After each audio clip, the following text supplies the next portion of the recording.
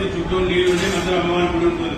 అమ్మవారి తలపైన పల్లి తేలు గుడ్డూప కపాలం అలంకారంగా ఉపయోగించారు. ఇక్కడ పల్లి ఉన్న గుడ్డూప ఇంటిపైన వచ్చిన రాత్రిపూట దుష్ట చక్రాలు ఎదురైనా కూడా అమ్మవారిని తట్టుకుంటే పోతుంది నమ్మకం.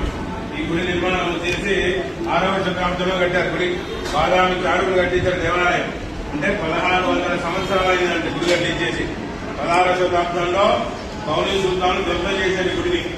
అప్పుడు అమ్మవారి దగ్గర తీసుకెళ్లి శివాలయంలో రంధ్రంలో పెట్టి పూజ చేశారు కొన్ని వందల సంవత్సరాలు. 2005లో మరి గుడి పెట్టి అమ్మవారిని తీసుకొచ్చి వీటిరెడ్డి కలిసి దక్షిణ కాశీ క్షేత్రం అంటారు. కాశీలో విశ్వేశ్వరుడు, ఇక్కడ బాలబ్రహ్మేశ్వర కుమారుడు వారు, కాశీ విశాలాగ్నేయం శక్తిపీఠం, ఇక్కడ జోగులాంబాదేవి అమ్మ కూడా శక్తిపీఠం. కాశీలో ఉత్తరవాణి గంగా ఉంది, ఇక్కడ ఉత్తరవాణి తుంగభద్ర నది ఉంది. కాశీలో గంగా యమునా సంఘం ఉన్నది. ఇక్కడ దగ్గరలోనే కృష్ణా తుంగభద్ర సంఘం ఉంది. కాబట్టి కాశీకి కోడికోవడానికి దక్షిణ కాశీ క్షేత్రం ఉంటారు. అది ఇక్కడ విశేషం. నమస్కారం చేసుకొని లేచి ఉండండి.